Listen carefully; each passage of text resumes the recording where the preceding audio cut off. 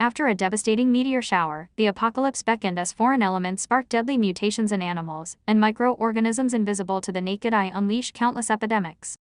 On top of their own diseases, mankind had to deal with mutated beasts.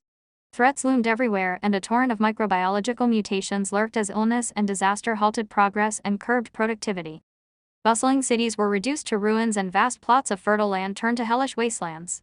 Feng Zhao couldn't remember how long he lingered in that apocalyptic world, how long he fought. 90-odd years. Or perhaps 100 years. He could no longer remember.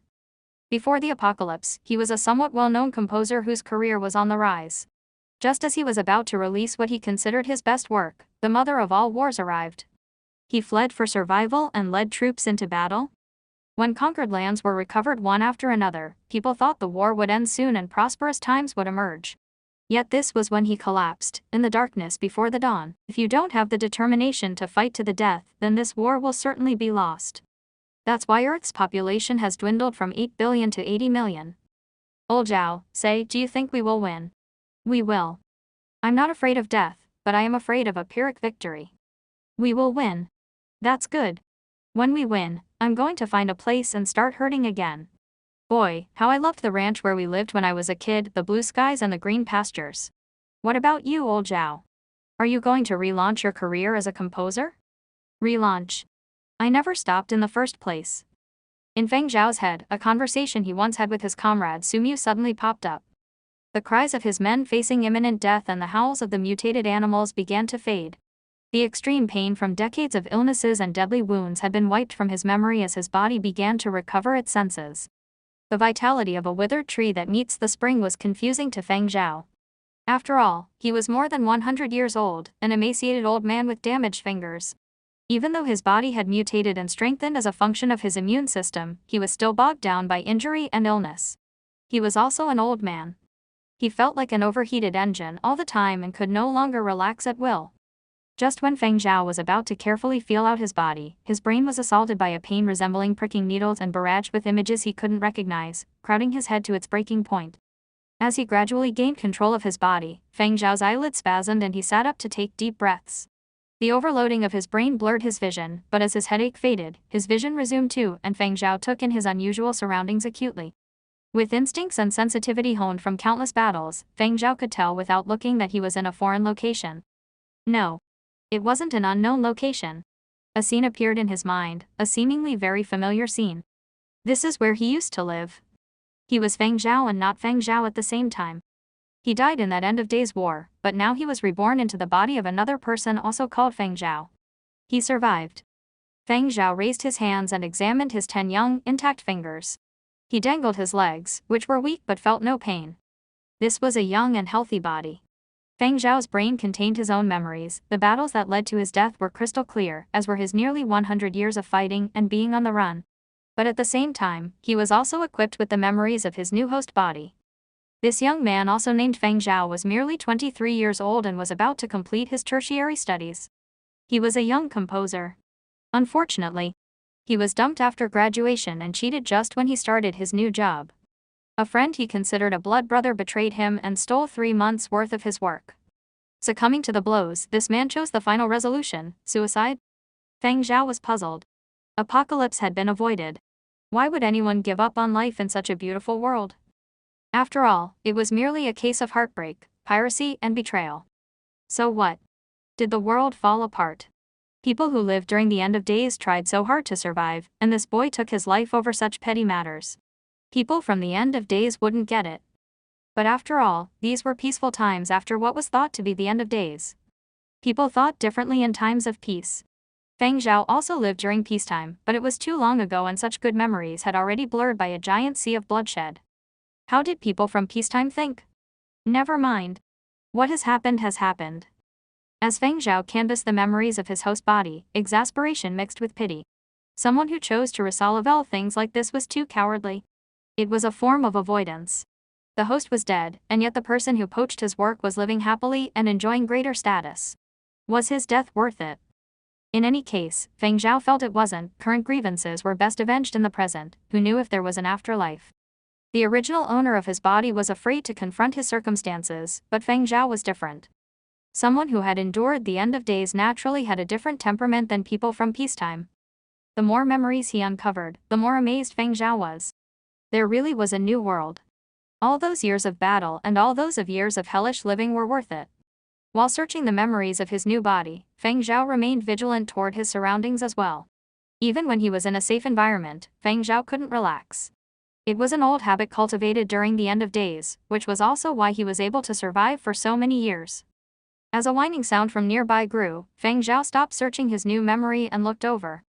He had already sensed another life form in this narrow room, but it posed no threat and didn't signal the intent to attack. Drawing from his experience from the end of days, beasts like this weren't of the violent, mutated variety, so he didn't pay much attention. Feng Zhao only shifted his focus as the noise grew. It was only a small dog with tangled, finger-long fur. Its coat was stained with an unknown substance. It was very skinny. Remove its fur and all that was left was a failed skeleton. The stray dog the original owner of his body had adopted before committing suicide. After adopting the dog last night, he fed it a spiked dinner. He ate half and fed the remaining half to the dog. Both portions were mixed with poison he bought from a drugstore. An empty bowl lay on a table nearby. Its drugged contents were gone, but the plate next to the dog was left untouched. Feng Zhao knew from his new memories that the dog was in poor health last night. He could barely stand. A day later it seemed in better shape, but it still had trouble getting up. It lay there with its head titled slightly, his neck twisted in Feng Zhao's direction. Tail wagging, its black eyes started at Feng Zhao. Feng Zhao dangled his legs. Even though they were weak, he could walk. He planted his feet on the ground. The wholesome feeling that traveled from the soles of his feet to his brain made his heart race. Feng Zhao walked carefully and deliberately, as if verifying the reality before him. 1 step, 2 steps. Soon the probing steps became confident moves, as every cell in his body came alive with his heightened mood. How lucky he was to return from the dead. Feng Zhao walked toward the dog, knelt, picked up the plate of unknown material carrying the muck that was the poisoned food and tossed it into the garbage can. As he bore witness to Feng Zhao's actions, the dog's spirits appeared to be lifted and his eyes became more expressive. There was no more food in the apartment. Drawing from his new memory, Feng Zhao took a bowl from the cupboard. He felt the surface of the bowl and determined it wasn't a material he knew. It looked ceramic, but it felt like some sort of plastic composite. It was very light. His brain contained vague memories about the new material, but Feng Zhao could only gather from these fragments that it was a material that dissolves quickly in certain conditions without releasing any pollutants. Feng Zhao dropped the matter and fetched half a bowl from the pool, which he knew about his new memory, and placed it in front of the dog. The dog got up with a swagger, looking like it would collapse at any moment. But it stood stiffly and lapped up the bowl of water, its tail wagging slightly. Even though it was a stray dog, it was still doing its best to survive. Feng Zhao looked at that dog, then focused his attention on the small apartment. It was about 20 square meters, crowded and messy. One corner was a total disaster. But his new memory told Feng Zhao that the same corner was the tidiest part of the room before yesterday. That small corner taking up about 4 square meters was where the previous owner of his body worked. All the songs he composed in the past 2 months were completed in that cramped corner. Many of the tools and appliances in the apartment were alien to Feng Zhao. He had never seen home appliances before. But he could decipher everything with his new memory. As long as his new memory was fully integrated, he could navigate his new world easily. Feng Zhao walked toward a spot and pressed a small button on the wall. A waist-high cabinet thrust forward. A mirror was placed on top of the cabinet. Ignoring the mirror itself and the material of the cabinet, Feng Zhao carefully examined the man in the mirror. The original owner of his new body looked somewhat like Feng Zhao, even though Feng Zhao couldn't remember what he looked like when he was a young man. Still, the face in the mirror looked a bit familiar, based on Feng Zhao's own memories instead of his new ones. The two Feng Zhao were cosmically linked after all. Even though he didn't know how he obtained a healthy new body, Feng Zhao disagreed with what its original owner did. But now that he inherited his body and memories, Feng Zhao had to take stock. Staring at the eyes in the mirror, he said in a serious tone, "I'm taking over the life you abandoned. I will exact revenge for you. I will repay your debts. So your dream is to become a world-famous composer. It just so happens I used to be one." Feng Zhao was actually quite ambitious, but he had landed in a new world that he didn't know, after all. As grand as his ambitions were, they had to be grounded in reality and competence. Maybe he could fulfill the dreams that he couldn't during the end of days. Anyone can talk big, but before adapting to his new surroundings and figuring out his skills talk was just talk. Feng Zhao shoved the cabinet back into the wall, walked toward the window and opened it. It was nearly noon and the weather was great. The curtains had been drawn already, but the apartment was still dim, because this was a black street, a slum-like neighborhood. What was a black street? As buildings increased in height with the advancement of technology, areas with a high concentration of skyscrapers blocked sunlight from narrow alleys at the bottom of these clusters. These streets were dark most of the day, so people called them black streets. The area where Feng Zhao now lived was surrounded by mass housing blocks more than 100 stories tall. There were gaps between these towers, and beneath these gaps lay the black streets. People who lived on black streets were also called those who lived in the gaps, a euphemism for the poor. Conditions were rough on black streets. In addition to the lack of sunshine, it was a dangerous setting. After the original owner of Feng Zhao's body signed with a record label, he moved off campus. Living alone was more conducive to creative work and was more private, but he had limited funds, so he could only afford to rent a container-style room on a black street. The original owner wanted to move out after he was paid for his work, but before he could submit his work, it was stolen by a trusted friend. The original owner had 4 childhood friends, Feng Sheng, his ex-girlfriends Ai Hong, Zheng Huang and Zheng Huang's fiancée Wan Yue. The 5 of them grew up together. They lived in the same building as kids. Unfortunately, when they were in secondary school, an explosion occurred in the building and only a tenth of the residents survived. Only children who were boarders survived. The government paid out a substantial amount in compensation and a strong welfare system was in place, so the 5 of them could afford to finish university with cash to spare. They attended the same primary school and secondary school and went on to attend college in Kin City. They attended different universities, but they stayed in touch. However, they weren't as close as when they were children. After the apocalypse, a global alliance was formed. The entire planet was a unified whole. There were no countries. The alliance comprised of 12 continents, 8 major continents and 4 special continents. Feng Zhao lived in the political and financial hub of one of the 8 major continents, Yanzhou, the capital city of Qin.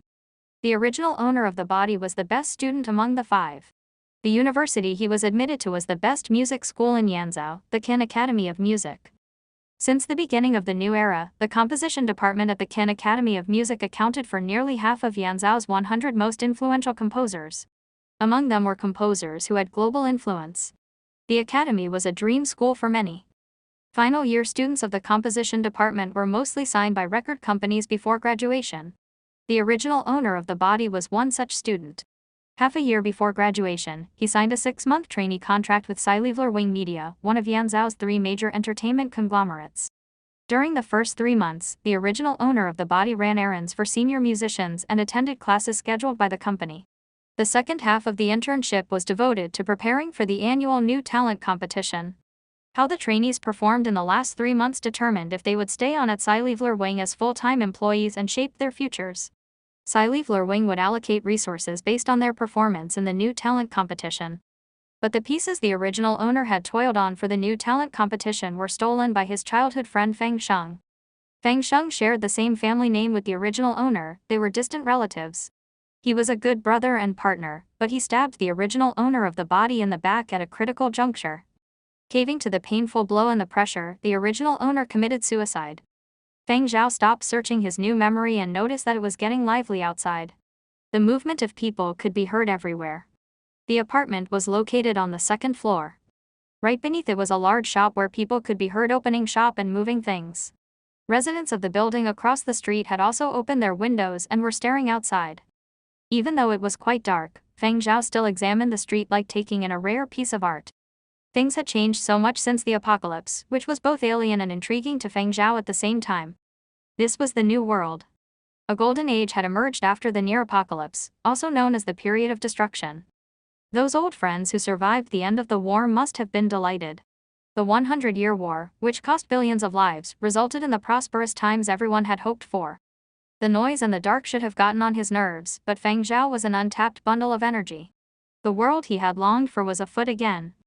Closing his eyes and taking a deep breath, Feng Zhao greedily took in the fresh air of the new world. Inspiration rumbled in his head, ready to burst out. His blood had risen to near boiling temperatures. Every single one of his hairs was trembling in excitement. But that wasn't enough. To create a masterpiece, that bit of inspiration wasn't enough. The noise grew louder, and it was bright outside. It was getting louder and brighter at an increasing pace. Feng Zhao stopped searching his memory and locked the window.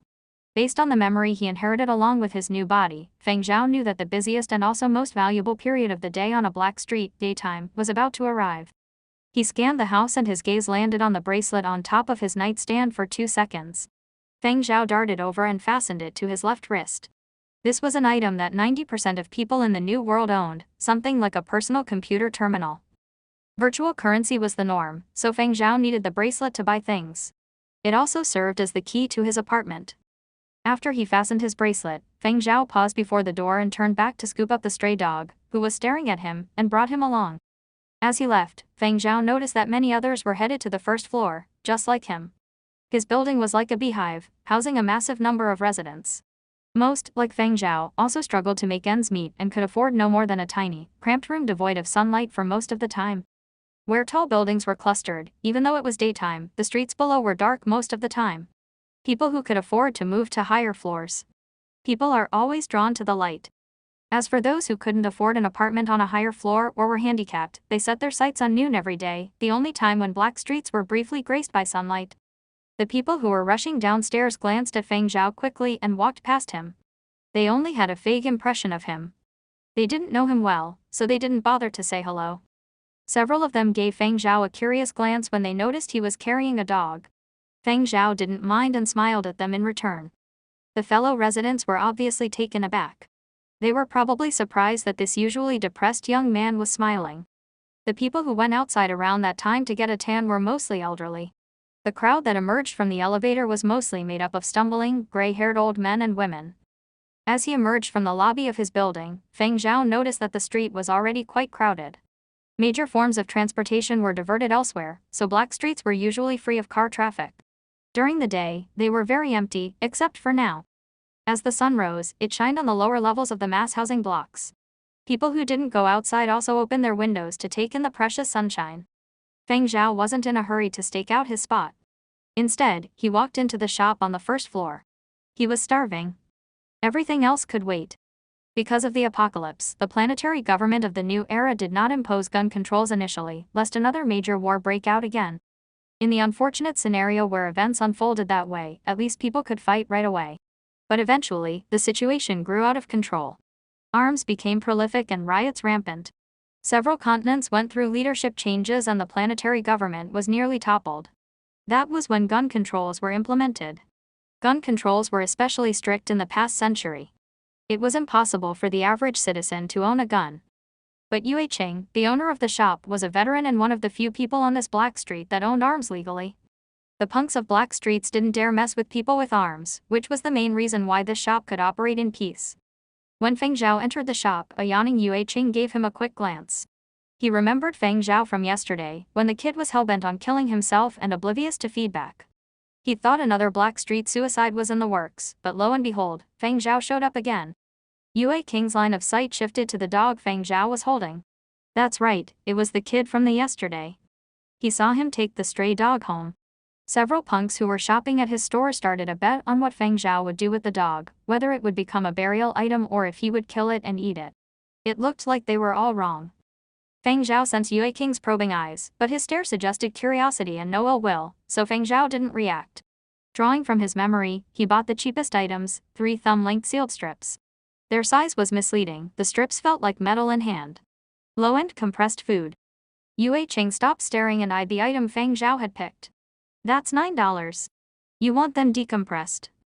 Decompression referred to the decompression of compressed food, which restored these compressed blocks into an edible form. Yes. And a cup of tea please, Feng Zhao said. Decompression is 50 cents, the tea is another 50 cents, the total is $10. As he spoke, Yue Qing opened the 3 strips and stuck them into a decompressor. 10 seconds later, he removed the tray from inside, on which sat 3 items that resembled dim sum. They were each about 20 centimeters by 8 centimeters in size and steaming hot. Take away. Yue Qing asked. No, I'll eat here. Feng Zhao took the plate and asked, Boss Yue, can I move a chair outside? Not too far out, Yue Qing answered without lifting his head. He wasn't afraid the kid would steal his chair. Very few people had the guts to steal from him on this street. Feng Zhao put down the dog near the store entrance and returned inside for a chair. Feng Zhao gave the dog one of the 3 compressed cakes and kept the other 2 for himself. If this were the apocalypse, he would not have generously shared his food with a dog he just met, but Feng Zhao was in a good mood, having been reborn into the new era. He was willing to share.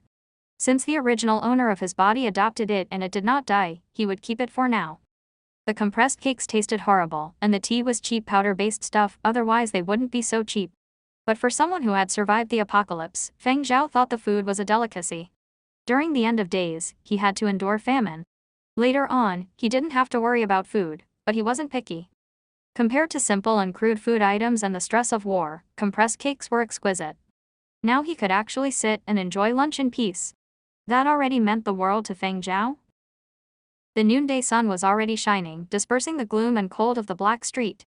Store owner Yue Qing also moved a chair to his storefront to catch a tan and doze off. He didn't get much business during the day. Black streets were the liveliest by night, so he didn't sleep much at night and caught up during the day. This was also when most store owners on black streets rested. After downing 2 compressed cakes in large mouthfuls, Feng Zhao eyed the dog sitting by his feet. He had finished its compressed cake and was licking crumbs off the ground. These veteran strays were experts on what was and was not edible. They couldn't have lived this long on a black street without some basic survival skills. His appetite satisfied, Feng Zhao relished every second as he sat on the curb and looked to the sky. The sky resembled a bright blue strip, the bright sun unabashedly overlooking the landscape from above. Not a trace of the murkiness and bloodiness of the near apocalypse. This is great. The apocalypse hadn't panned out after all. What they called the apocalypse became what people in the new era dubbed the period of destruction. After an extended period of massacres and extinctions, new life sprouted from all things on Earth. It was a rebirth of sorts. Human beings were still in charge of the planet. The world had finally ushered in prosperous times again. It hadn't been this peaceful in a very long time. His creative wheels couldn't help spinning again. Feng Zhao started to lightly tap the fingers he casually placed on his lap. Very few people noticed, and even if they did, they wouldn't know what it was all about. Yue Qing stared for some time but couldn't make anything out of it. As a veteran, he had been part of quite a few military operations and learned many types of code, but what Feng Zhao tapped wasn't among the codes he knew. After staring cluelessly for a while, Yue Qing gave up and continued to nurture his tan. Some people tapped their fingers unconsciously when they were thinking, but people who knew Feng Zhao could tell that his finger tapping was his way of composing. When he was inspired, he would start composing, but during the apocalypse, he never had the time or space to compose in peace. Pen and paper were out of the question, so Feng Zhao came up with his own method, creating a system of musical notation that took advantage of his impeccable memory. Come to think of it, it was a code of sorts, a code that only Feng Zhao could decipher. The sun lingered on the black street only very briefly, for about an hour or so, before gradually fading in retreat. Without the sunshine, the temperature at street level dropped several degrees. But it was already late May and the weather in Yanzhou was quite mild, so some of the elderly residents didn't head back after getting their tan, chatting with old friends instead. This was their liveliest time of day. Feng Zhao didn't want to stay any longer. He returned his plate, his cup, and his chair to the shop. At that moment, the street chatter suddenly grew louder. The sound of an approaching aircraft could be heard. Yue Qing raised his head, let out a sardonic laugh, and pointed to the sky. Your friend has made it big time. Feng Zhao could see. A flying car descended. Flying cars were a luxury item for people who lived near black streets at the bottom of the mass housing blocks. Not everyone could afford one. The fuel it used was more expensive than regular fuel. Every time a flying car arrived, it was either a mafia boss or someone who had made it. The elderly people of black streets were very curious about events like this, so when they heard the hovering, they stopped their conversations and watched the arriving car in unison.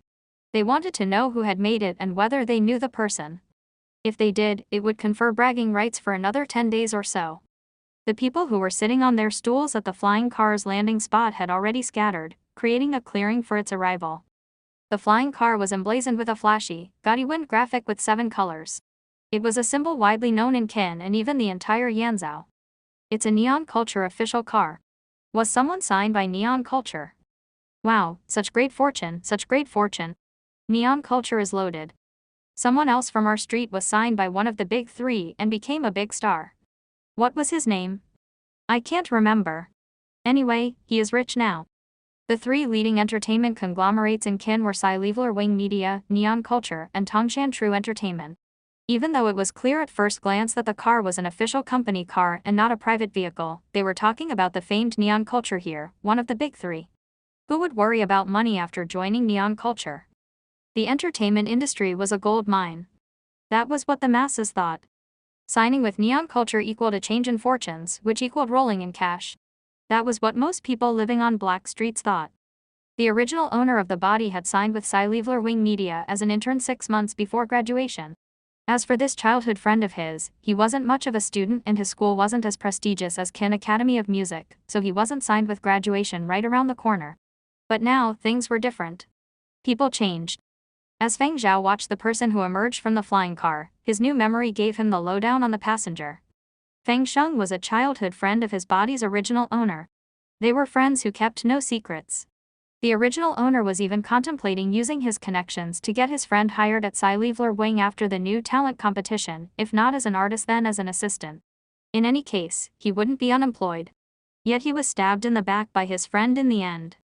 Now Feng Sheng had replaced his cheap wardrobe and came and went in a flying car. It wasn't a high-end flying car, but it was still a flying car, and a neon culture company car at that.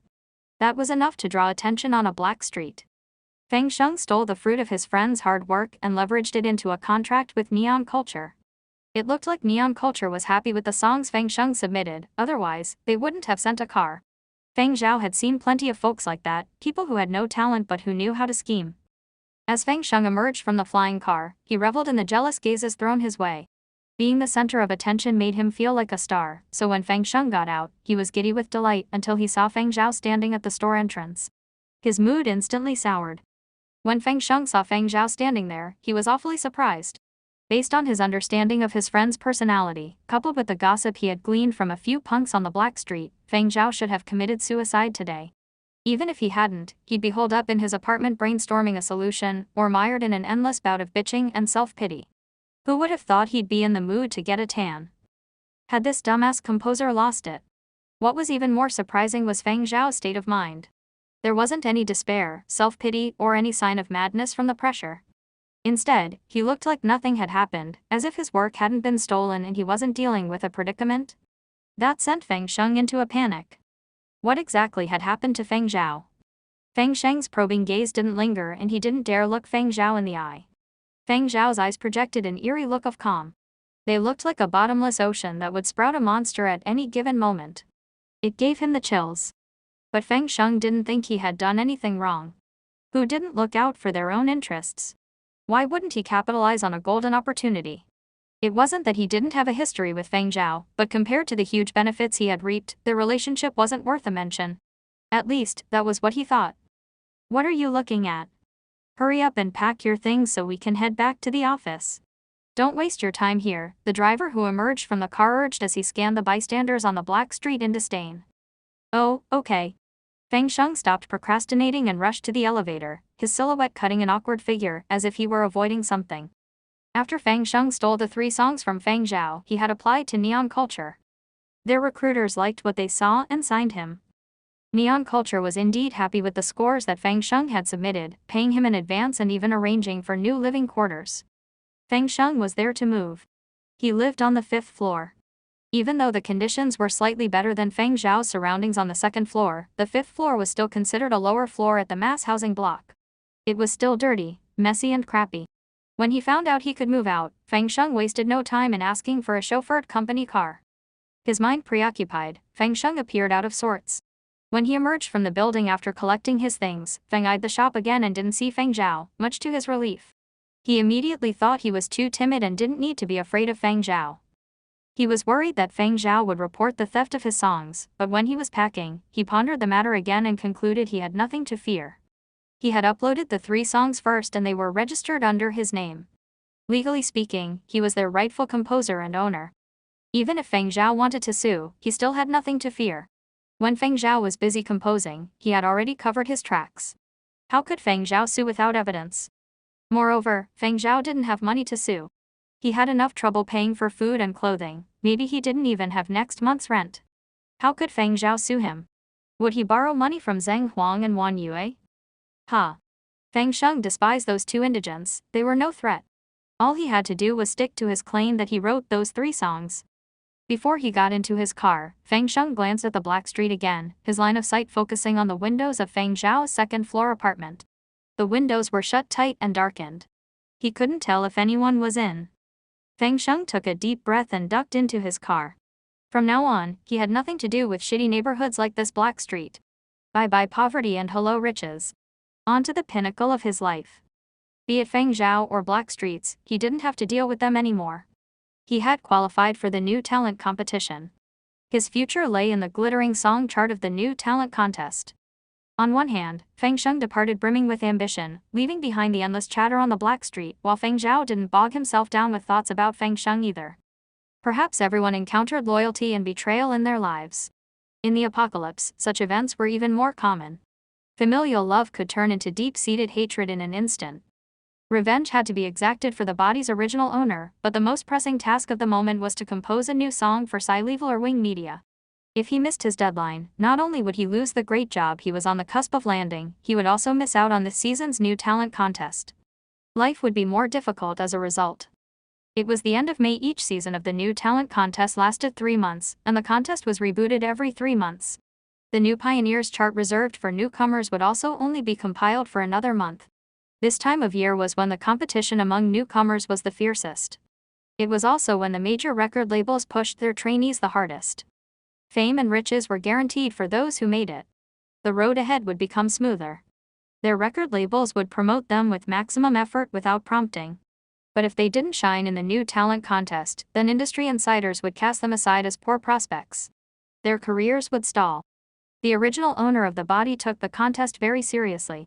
With 2 days left until June, Feng Zhao didn't have much time left. It wouldn't be worth the effort to challenge Feng Sheng over the copyright of those 3 songs. He had no evidence whatsoever. Feng Sheng was also prepared for the battle. The legal maneuvers could take up to 2 seasons and he might not walk away with anything. Meanwhile, he was missing out on the opportunity to shine. After Feng Zhao returned the items to the store, he walked his dog another 100 meters or so to a drug store. The poison that the original owner of this body bought to kill himself wasn't available at your usual drugstore. Heavy medication usually required a prescription, but black streets operated by a different set of rules. If there was a will, there was a way. The drugstore wasn't big. It was typically quite empty at this time of day. A man haphazardly wearing a lab coat was sleeping on the counter. When Feng Zhao walked in, the motion detector by the entrance sounded a ding. The man raised his head with effort and glanced at the entrance with a yawn, wearing the expression of someone half asleep. He froze when he saw Feng Zhao. The owner of the drug store was quite surprised. He still remembered how the same young man showed up with a death wish yesterday. He had tried to talk the young man out of it to no avail. He'd thought that yet another person was about to vanish from the black street. Things like that happened on black streets way too often. Someone would commit suicide after losing the will to live. Like the bugs that festered in the street corners of black streets, their death hardly caused a ripple. Feng Zhao's reappearance caught him off guard. He prided himself in having seen it all, but he never would have guessed that the same person would show up again in a completely different state of mind. Unless the drug purchase wasn't for suicide. The shop owner started to wonder. That couldn't be right either. He trusted his judgment as a practicing doctor. Odds were that the person bought the medication to commit suicide but for some reason changed his mind. The surprise only lasted briefly and he recovered quickly. On any given black street, there were people who abused themselves to death, and there were people who found a purpose overnight. Looking for medication? The shop owner asked. No, can I trouble you to check out the dog? Feng Zhao handed the dog to the store owner. The owner retreated in disdain. I'm not a vet. Feng Zhao pressed on, saying, can't you just take a look? There were no vets nearby. Vet clinics were expensive and hard to come by. Feng Zhao knew from his new memory that this shop owner had once treated a bird. I'll give it a shot, the owner responded. He was free anyway. There was no point in turning down business. It was okay if the job didn't pay well as long as he turned a profit. He had the necessary devices and equipment. He might not have been able to handle a complex diagnosis, but he could conduct a basic checkup. Feng Zhao surveyed the equipment the owner fiddled with. That, coupled with fragments of his new memory, made him realize that there had been significant technological advancements since his time. Bulky equipment had become portable and each piece of equipment could serve multiple functions. The steps for operation had been dumbed down. Even an ordinary person without medical training could use these devices to conduct a minor checkup on himself or herself, let alone a professional doctor. About 2 minutes later, the owner had a diagnosis. It's nothing major. It's malnourished from hunger. It'll get better on a full stomach. People in the new era preferred large dogs. During the apocalypse, a batch of dogs went mad and became the enemy. Another group was trained as guard dogs and fought alongside human beings. When all electronic devices failed, they became a huge help. Some of the monuments marking the period of destruction included dog sculptures to honor their sacrifice during the end of days war. The unit Feng Zhao served in also had a dog. Another batch of dogs neither went crazy nor were drafted into service. They kept a low profile during the near apocalypse. Few of them survived. He didn't know whether the dog before him was descended from those honored army dogs or the few strays who survived the war, but judging from the face of the dog and the color of its fur, even if it was the offspring of those storied dogs, it was an undistinguished descendant. It wasn't worth keeping. The shop owner had labeled the dog a failure. The shop owner gauged Feng Zhao again. The way he looked yesterday, he could barely keep himself alive. What would he do with a worthless dog? "You're gonna raise this dog?" the owner asked. Feng Zhao looked at the dog. Maybe it understood the question. It looked back and wagged its tail. "I'm going to keep it for now," Feng Zhao said. It was serendipitous that it was the first living thing he saw when he woke up. Even though his finances were tight, Feng Zhao was confident that things would improve quickly. He couldn't continue to live off the little cash that the original owner of the body left behind. The owner didn't say anything more. It was someone else's call. All he had to care about was getting paid and doing his job. He pointed to the dog and said, "Its fur is all tied up in knots. Who knows how long it's been out on the streets for? You won't be able to wash it thoroughly. It would be a waste of time and money. Why don't you have it shaved instead? Then let's give it a shave. How much would it cost?" "The checkup is 50 and the shave 100. But you look like you don't have much cash." "I'll charge 50 for the shave for a total of 100, the owner said. He wasn't price gouging, that was indeed the market rate. And why was he willing to offer a discount? It was impossible to say what the future held for someone who clawed his way back from dire straits. Examples like that were hard to find on a black street, but he had come across a few. He was just going with the flow and extending a kindness. For him, it was still a good deal. Even if the man decided to commit suicide again, he wouldn't suffer a loss at that price. His own meal only cost $10 and yet he splurged 100 on the dog. Why bother? Feng Zhao did an imaginary shake of his head. Still, he was reborn today, so he was happy and impulsive. Whether he would keep the dog or proceed alone, that was up to the dog. After Feng Zhao paid with his bracelet and learned from the owner that the shave would take an hour, he left the dog at the shop and went for a stroll. He wanted to get to know his new world better. He could only take care of business once he had a basic understanding. He left the drugstore and took the elevator to the 50th floor, then walked along the corridor to a dead end where there was a platform. It was a train station. People were already lining up. The sight of freeways sprouting from the side of buildings like a spider web and extending to higher ground like veins was a huge visual shock. The images from his new memory weren't as powerful as the real thing. It had been 500 years. 500 years since the apocalypse. The alarm signaling the arrival of a train sounded and the 100-meter-long train that was part of public transportation slowed down as it approached. Drawing from his new memory, Feng Zhao flashed his bracelet against a touchpad on the train door. He found a seat by the window when he entered the compartment. It was 2 in the afternoon. There weren't that many passengers at this hour. The students and commuters were already gone, so the train was quite empty.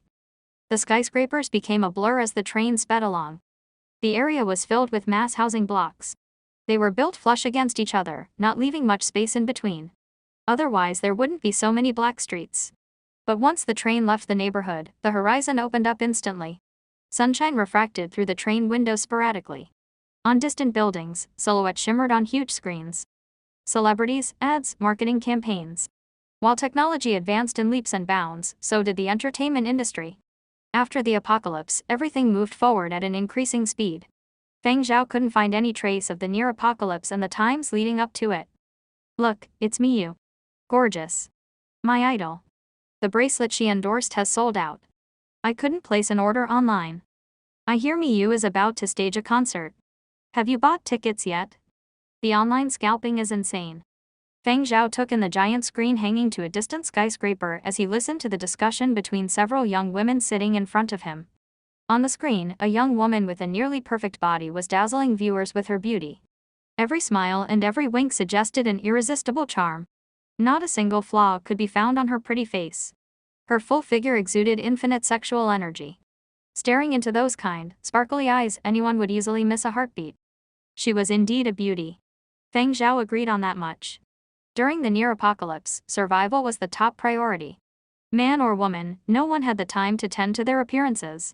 A stunning sight like that was unheard of. The only thing was, Feng Zhao got a weird vibe as soon as he laid eyes on the woman with the charming smile on the screen. Soon his new memory told him why. This wasn't a real person. Feng Zhao kept staring at the screen until it was out of sight. Virtual idols. The perfect marriage of technology and art. The so-called virtual idol wasn't someone who existed in flesh and blood. It was an artificial creation that stemmed from advanced technology. Virtual idols were born into virtual worlds. They looked no different than actual human beings. They were the fad for some time, crowding out many of the superstars who were their contemporaries. They had boxed real idols and celebrities into a corner, even forcing some of them to retire. Even though real idols and celebrities were now dominant again, virtual idols were still a force to be reckoned with. They were a product with global recognition. A media mogul who backed real celebrities once commented that virtual idols were monsters born into the virtual world. If they weren't stamped out, as long as they could find some reprieve, they would stage a comeback that would spell doom for real idols. What disappointed many businessmen who invested in real idols and celebrities was the fact that the virtual idols didn't disappear completely over the years, even if their influence had waned since their peak years. Even though virtual idols lasted for a briefer period than real celebrities, they still carried significant weight in the entertainment industry. An up-tempo melody started playing in the train, grabbing Feng Zhao's attention once more. It was a classic piece by a superstar from many, many years ago. It was a solo instrumental performance without lyrics. Feng Zhao closed his eyes and let the melody sink in. The piece was often used as an upper by public transportation drivers. It wasn't just the drivers, the passengers were also stimulated. Some joked that the melody had become an office anthem, a few listens and you would be motivated to work. The music transmitted a fiery passion and buzz. Passengers sitting on their seats began shaking their crossed legs to the beat. The sleepyheads of the afternoon ride saw their spirits soar as their leg shakes increased in frequency. Listening to the same song, the fellow commuters felt a sense of camaraderie. How long had it been since he felt that way? Feng Zhao felt the blood in his veins start to boil. He was so excited he wanted to roar. This world, he approved. The train was on a circular route that looped around the city. Even though it only looped a small part of the city, and a suburban part at that, not downtown, Feng Zhao got a good sense of the geography. His new memory had almost fully integrated. When he returned to the station where he boarded and disembarked, he was in a different mood. He was keen on blending into this world as quickly as possible, and then enjoying it. Train fares were determined by the length of the journey. Feng Zhao started incurring a fare the moment he swiped his bracelet. Still, public transportation was relatively cheap. The trip cost Feng Zhao $50, slightly cheaper than other forms of transportation. That was a bit of a luxury considering Feng Zhao's limited cash on hand, but he thought it was worth it. Back at the Black Street, Feng Zhao picked up his dog from the drugstore first. The filthy dog with knotted fur whose original color eluded him looked skinny after being shaved. His bones protruded in sharp relief beneath his skin.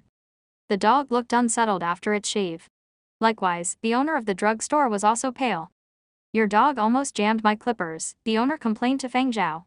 "But since I said $50, I won't renege. Dog fur could be that stiff." Feng Zhao was skeptical. Because the dog's fur was badly tied up in knots and stains, he couldn't get a feel of its texture. Now that the owner of the drugstore was complaining, he wondered if dog fur had stiffened since the apocalypse. But the owner might not be telling the truth. He might have exaggerated a bit. "Anyway, take your dog. I need to catch up on sleep." The owner waved his hand. On any black street, business was the best at night, so he had to sleep during the day. Feng Zhao left in silence, carrying the shaven dog in his arms. When the drugstore owner cleaned his clippers after Feng Zhao left, he realized they didn't work anymore. He swore he wasn't just embellishing. They really broke down after shaving a dog. The bemused owner checked the clippers again and confirmed they indeed had gone bust. Good thing they were cheap. "I'm not shaving dog fur again," the drugstore owner mumbled. On his way home, Feng Zhao passed Yue King's store and picked up some more food. He returned to his second-floor rental. Residents of his building living on the 80th floor or higher were lucky enough to enjoy a bit sunshine, but people living in lower floors could forget about it, not to mention that Feng Zhao lived on the second floor, which was even darker. His room was even darker than when he woke up before he turned on the lights. After tidying up the apartment, Feng Zhao scanned the display on his bracelet, which indicated 17 blocked calls. Out of the 17 calls, 3 were from the Sci-Leveler media agent in charge of interns, 4 were from Wan Yue, and 10 were from Zhang Huang. Wan Yue and Zhang Huang were the other 2 childhood friends of his body's original owner. But unlike Feng Sheng, even though the couple didn't spend as much time with the original owner as Feng Sheng, they were sincere. They had only drifted apart from him during their university days at the instigation of Feng Sheng. They had even less contact after he started his internship at Sci-Leveler Wing Media. No more than 2 minutes after he disabled his call blocking, Zhang Huang called again. Feng Zhao tapped the connect button on his bracelet and out popped the hologram of a nervous Zhang Huang. "You doing okay, Big Zhao?" Zhang Huang breathed a huge sigh of relief after seeing Feng Zhao. He wanted to comment on Feng Zhao's peaceful demeanor but refrained so as to gauge his mood some more. "I was worried you were stuck in your head and would do something silly." The silly deed has been done, Feng Zhao thought to himself. Noticing the genuine emotion on Zhang Huang's face, Feng Zhao responded, "I'm okay." "That's great. As long as you've thought things through." Zhang Huang stopped when he realized it'd be cruel to mention his ex-girlfriend so soon after the breakup.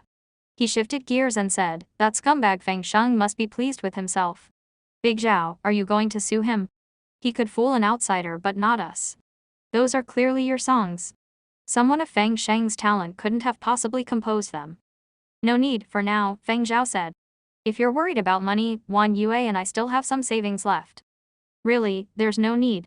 I don't have time to wrangle with him now," Feng Zhao said.